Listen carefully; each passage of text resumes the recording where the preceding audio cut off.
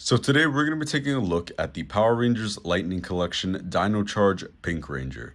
Now I am very excited to go ahead and open up this figure because I grew up on the Dino Charge series and I really want to collect the initial 5 Rangers of red, blue, black, and green, and of course pink here, and I really hope I can make a nice little display for Power Rangers Dino Charge. So let's get right into it and let's start with the box. Right on front, of course, you get a nice window so you could see the figure as well as the unmasked head and a few accessories. Then, of course, on this side, you get the pink Power Ranger kind of art piece. Up here, you have your warnings, and down here, you have Power Rangers Lightning Collection, the Pink Ranger, and Hasbro. On the side, you get another kind of image of that art piece that was on the front. And on the back, you get the figure in a pretty cool pose. And on the side, you get the other half of that art piece that's on the front, as well as right up here, Power Rangers Dino Charge. On top, you just get the respective color of the Ranger. And on the bottom, all of your warnings. And I did get this off of Amazon, so if you want to go ahead and scan that, you could get it there. I'm pretty sure this is pretty cheap still. I got this for like 11 bucks, so if you want to get it for that cheap, go ahead. And yeah, pretty awesome box. Let's go ahead and open up this figure. So here is everything right out of the packaging, and taking the figure right out was pretty simple, no twist ties, thank God of course, and let's get right into everything this figure has to offer. So the very first accessory we'll take a look at is going to be the unmasked head sculpt, which looks pretty good. I do believe this character's name was Shelby, the Pink Ranger's name was Shelby, so pretty good head sculpt. I'm probably just going to display the Ranger in the full Ranger outfit, but you know, it's pretty cool to have that option. The next accessory is going to be this Dino Blaster, which is pretty cool. I do wish they would have put a little bit more paint, maybe just a bit of chrome, just at least for the eyes. You do get some paint on this side, the black stripes, but the teeth and the eyes are not painted in. So if you like customizing, you could go ahead and do that, but for someone like I don't really customize all that much, so I do wish Hasbro could have put a little bit more paint into that, but it's still cool nonetheless. And then this accessory is actually the opposite, where it's actually very nicely painted. You have a very nice metallic drill, and then of course you have the Triceratops right there with the yellow in the background. So a really nice little accessory. This one I'm most definitely going to display this figure with. And then next you have this little blast accessory, which is actually a kind of squishy material. I thought it would be like a hard plastic, but it is a little squishy. And then it does kind of have like a nice little shine. And then let's try to plug this in. And then that's how it's going to look. Let me show you from this side. Yeah, so pretty cool. That definitely adds a lot to this little blaster. So that's a cool little thing you could do.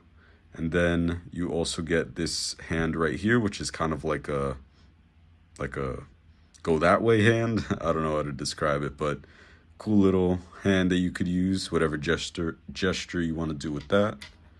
And then you come with a fist hand, closed fist right here. I like the opportunity this hand gives you, but I kind of wish we would have had 2 fisted hands, but it's still pretty cool to have that. And then of course on the figure, you get 2 open grasp hands to hold any accessories. So let's put these accessories to the side and let's take a look at the figure. So taking a look at this figure, looks pretty awesome just looking at it right away.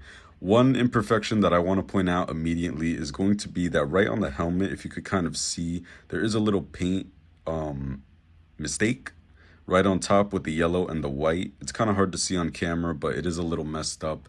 So you might want to be aware of that when you're getting this figure. The paint can be hit or miss, but other than that, all around the paint does look pretty good. Very nice, bright colors, perfect for the Rangers, and it just looks so awesome.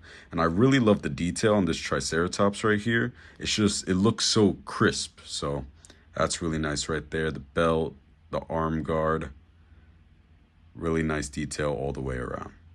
So let's go ahead and get right into the articulation. So the head can look up, not that much. Is it just tight? Can't look up at all, really. Oh, it can look down, yeah. So I think that's just the head itself. It can't really look up too much, but it can look down a pretty good amount. And yeah, can't look up, but it can look left and it can look right. So you get some decent head movement. I would have liked a little bit more upwards movement, but you know, it is what it is.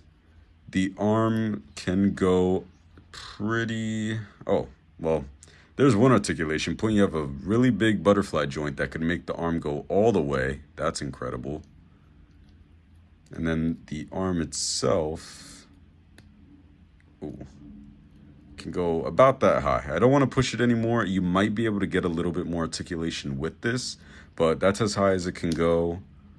It is a little tight, so you want to be careful with that, but definitely more than a T-pose, so that's great. And then, of course, you get all that butterfly joint movement, which is really, really good. The bicep, of course, can swivel like that. You get a double elbow joint. Can do more than 90 degrees, which is great. And then at the wrist, you do have a vertical hinge. So it can go forward and back if you are going to wield the blaster. So that's pretty cool. And then same thing on the other side, double hinged elbow.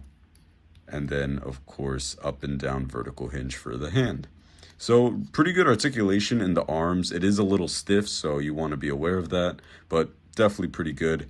Then as far as the torso, it can go around, and it also feels a little stiff as well.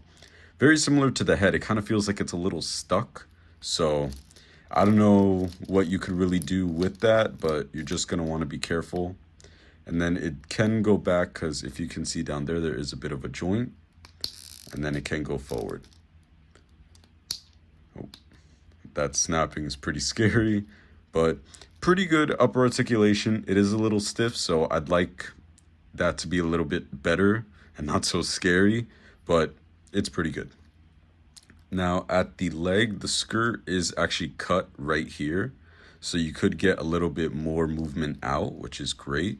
And it can kick out about that much, which is pretty good. Of course, with Power Rangers, you're going to want to be doing some really cool, kind of really articulated poses. So it is great that it has that articulation. So you could do a kick. And then as far as forward, can go about that much. So not incredibly far. It does get hindered by the skirt, but it is a pretty good amount overall. And then as far as back, you can't really go back too much. Just about there is where it kind of stops. And then, of course, at the thigh, you do get some movement left to right. And then at the knee, it is double jointed, and you can get way past 90. So that's great. And then let's try the same thing on the other side. Double joint right there. And then, of course, at the ankle, you can kick forward and back, and then you do get some rocking movement. So pretty good articulation in both the legs and the upper torso. It's nothing crazy. It's not like an amazing Yamaguchi or a Revoltech figure. But as far as for Hasbro, I've had Hasbro figures that can't move at all, can barely reach 90 in any of like the elbow or knee joints. So this is really good. And for a Power Ranger, like Power Ranger standards, to get her in a cool pose, I definitely think it's enough for that. So let's go ahead and move on to some comparisons, and let's see how cool this figure looks.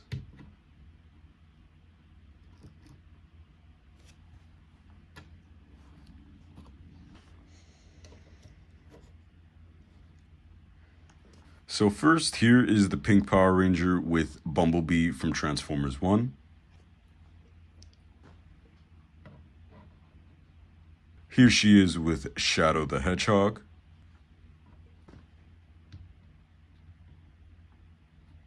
Miles Morales. Star Killer. And lastly, the battle-damaged Last Ronin.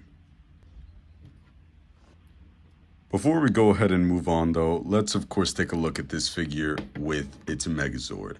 Of course, when the show was out, I had to get a few of these Megazords from the show, and of course, I have the Pink Ranger Zord. So she looks pretty cool with it. Of course, it's not to scale. In the actual show, this thing was probably the size of an actual Triceratops, but it still works and it's still pretty cool. So if you have these and you want to display it with them, they're gonna look perfect. And of course, if you want to bring in the actual Megazord, you can do that too.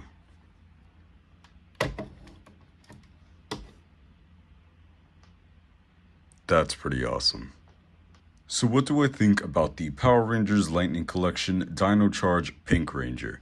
I definitely think it's a figure that you should get it, especially right now. It's really cheap on Amazon, and just for $11, it's a great figure. I do think there are some issues with it that may persuade you not to get it, mainly with the paint.